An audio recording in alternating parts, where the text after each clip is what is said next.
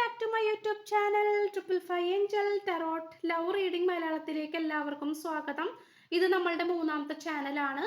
അപ്പോൾ സ്ക്രീനിൽ കാണിക്കുന്നതാണ് പേഴ്സണൽ റീഡിങ്ങിൻ്റെ വാട്സപ്പ് നമ്പർ. അപ്പോൾ ഈ നമ്പറിൽ വാട്സപ്പിൽ മെസ്സേജ് ചെയ്താൽ പേഴ്സണൽ റീഡിങ്ങിൻ്റെ ഡീറ്റെയിൽസും കാര്യങ്ങളൊക്കെ അവിടെ പറയുന്നതായിരിക്കും.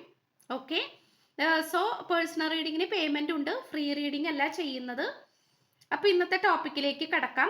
നിങ്ങളുമായി വേർപിരിഞ്ഞിരിക്കുന്ന ഈ ഒരു സാഹചര്യത്തിൽ ഈ വ്യക്തിയുടെ ഇപ്പോഴത്തെ മാനസികാവസ്ഥയും നിങ്ങളെക്കുറിച്ചുള്ള മനോഭാവവും എന്താണ്? ഇതും ഏറ്റവും കൂടുതൽ വന്നിട്ടുള്ള ടോപ്പിക്കാണ്. ഒരുപാട് പേര് റിക്വസ്റ്റ് ചെയ്തിട്ടുള്ള ടോപ്പിക്കാണ്.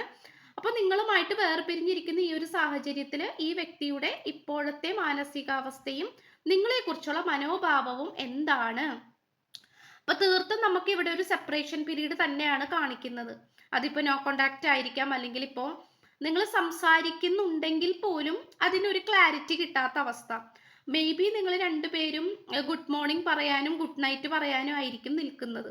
ഓക്കെ, അങ്ങനത്തെ ഒരു സിറ്റുവേഷൻ, അങ്ങനത്തെ ഒരു കോൺവെർസേഷൻ, അതുപോലെ തന്നെ ബ്രേക്കപ്പ് സിറ്റുവേഷൻ ഇങ്ങനെയും കാണിക്കുന്നുണ്ട്.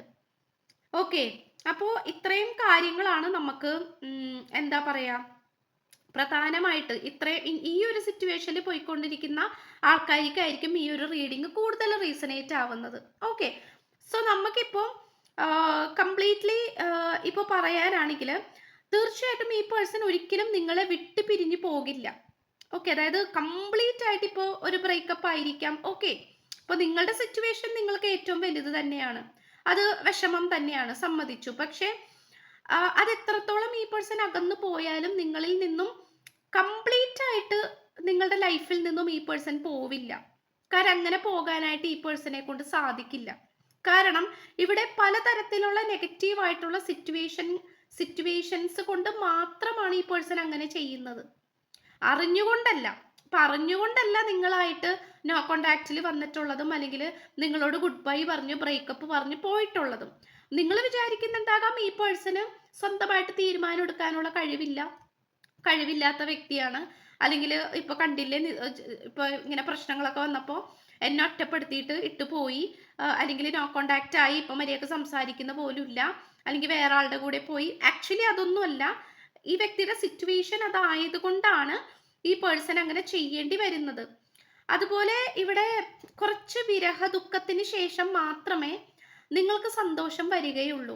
നിങ്ങൾക്കും നിങ്ങൾ കമ്മിറ്റ് ചെയ്തിരിക്കുന്ന ഈ ഒരു റിലേഷൻഷിപ്പിൽ, അതിപ്പോൾ റിലേഷൻഷിപ്പ് ആയിക്കോട്ടെ, ഫാമിലി ലൈഫ് ആയിക്കോട്ടെ, വാട്ട് എവർ ഇറ്റ് ഇസ്, ഇവിടെ ഇതിനൊരു പ്രോഗ്രസ് അല്ലെങ്കിൽ ഇതിനിപ്പോൾ ഒരു ഉയർച്ച കിട്ടണമെങ്കിൽ തീർച്ചയായിട്ടും എന്താണ്, നിങ്ങൾ കുറച്ച് ഒരു വിരഹ ദുഃഖമുണ്ട്, നിങ്ങൾ രണ്ടുപേരും അനുഭവിക്കേണ്ടതായിട്ടുണ്ട്. സോ അതിനുശേഷം മാത്രമേ അവിടെ സന്തോഷത്തിലേക്ക് എത്തിച്ചേരുകയുള്ളൂ. ആൻഡ് ഓൾസോ ഈ പേഴ്സന്റെ മനസ്സ് നീറിക്കൊണ്ടിരിക്കുകയാണ്. മേ ബി നിങ്ങൾ വിചാരിക്കുന്നുണ്ടാകാം ഭയങ്കര സന്തോഷത്തിലായിരിക്കും, അല്ലെങ്കിൽ ഒരു കുഴപ്പവും ഇല്ല, ഇപ്പൊ എന്നോട് മിണ്ടാതിരുന്നിട്ടും അദ്ദേഹം ഹാപ്പിയാണ്. ഒരിക്കലുമല്ല, അത് ഹാപ്പിയാണ് എന്ന് മറ്റുള്ളവരുടെ മുന്നിൽ കാണിക്കുന്നതാണ്. ബിക്കോസ് ഈ വ്യക്തിക്ക് മറ്റു പലവരെയും എന്തൊക്കെയോ കാര്യങ്ങളിൽ ബോധ്യപ്പെടുത്തേണ്ട ആവശ്യകതയുണ്ട്.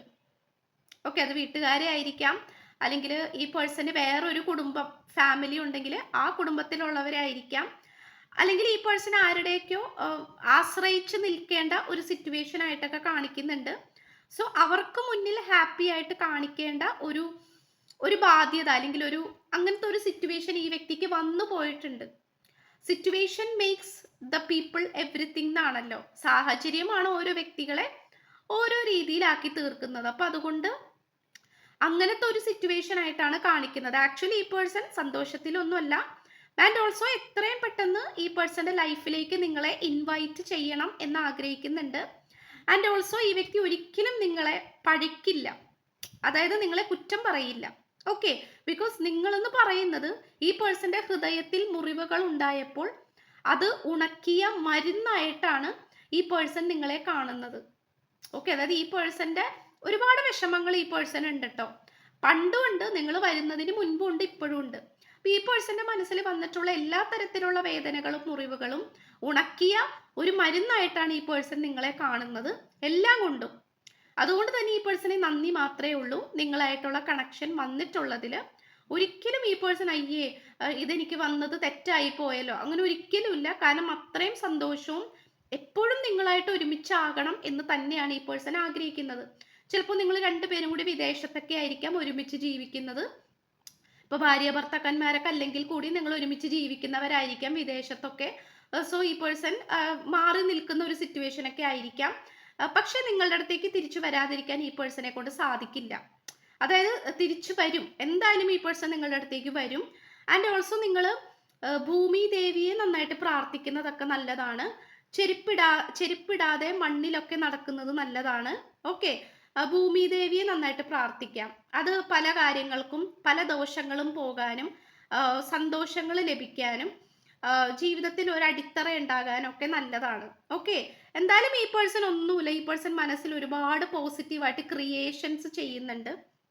നിങ്ങളെ കല്യാണം കഴിക്കുന്നതായിരിക്കാം, കുട്ടികൾ ഉണ്ടാവുന്നതായിരിക്കാം.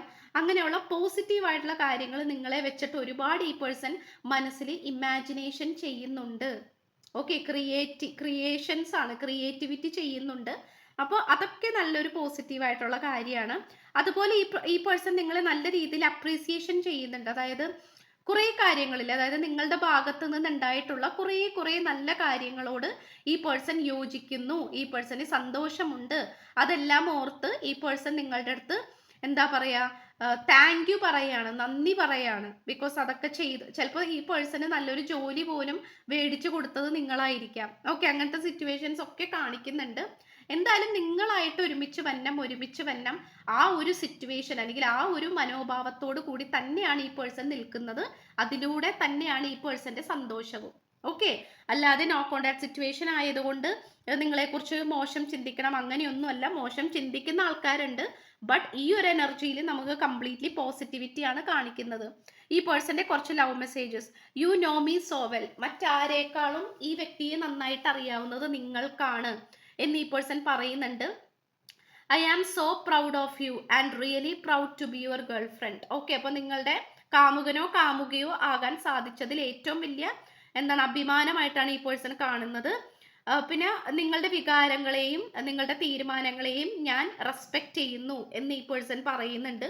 ചിലപ്പോൾ ഇവിടെ നോ കോണ്ടാക്ട് ഉണ്ടാക്കിയെടുത്തത് ചിലപ്പോൾ നിങ്ങളായിരിക്കാം ഈ പേഴ്സണോട് പറഞ്ഞത് എന്നോട് ഇനി സംസാരിക്കരുത്, എനിക്ക് കുറച്ച് ബ്രേക്ക് വേണം എന്ന് ചിലപ്പോൾ നിങ്ങളായിരിക്കാം ഈ പേഴ്സണോട് ആവശ്യപ്പെട്ടിട്ടുള്ളത്. സോ അങ്ങനെയൊക്കെ ആണെങ്കിലും നിങ്ങളുടെ തീരുമാനങ്ങളെയും വികാരങ്ങളെയും ചിന്തകളെയും ഈ പേഴ്സൺ അംഗീകരിക്കുന്നു, ബഹുമാനിക്കുന്നു.